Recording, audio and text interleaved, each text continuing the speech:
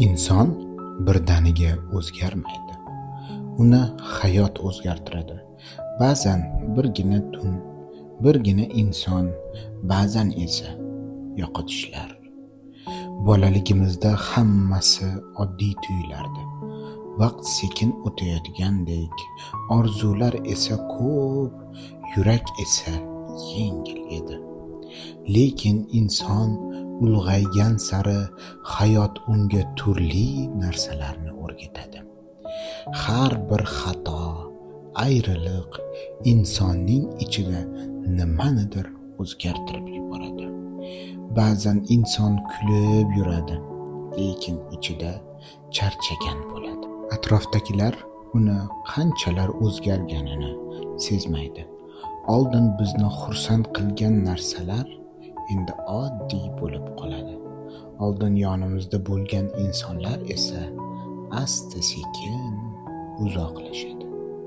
Vaqt o'tadi. Inson esa asta-sekin sukunatni yaxshi ko'ra boshlaydi. Chunki ayrim og'riqlarni so'z bilan afsuski tushuntirib bo'lmaydi. Ba'zan inson tunlari uzoq o'ylaydi. Qachon shunday bo'lib qoldim deb. Lekin hayot hech kimni avvaldagidek qoldirmaydi. Kimdir kuchli bo'lib, kimdir esa sovuqqon, kimdir esa hamon ichida o'zini o'zi qidirib yuradi.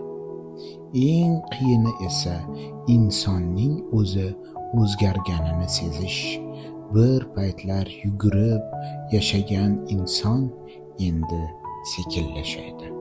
Hamma narsani tushunishga harakat qilgan inson esa endi jim qolishni afzal ko'radi.